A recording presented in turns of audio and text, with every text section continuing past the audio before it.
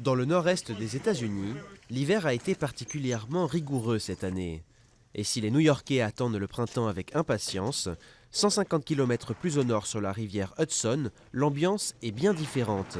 Ici, on pratique une activité centenaire, le char à voile.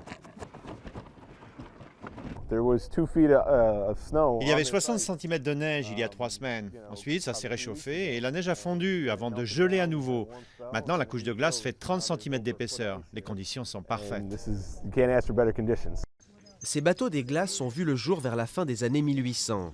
À l'époque, l'Hudson se recouvre de glace chaque hiver et ferme donc à la navigation.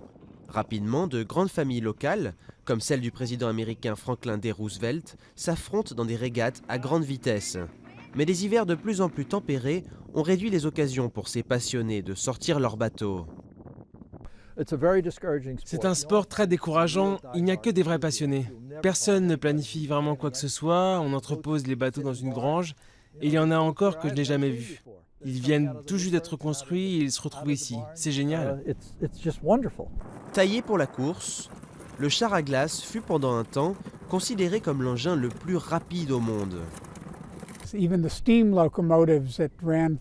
locomotives à vapeur qui reliaient New York à Washington étaient des trains express qui roulaient à une soixantaine de km/h. Donc c'était vraiment quelque chose quand un char à voile doublait un de ces trains.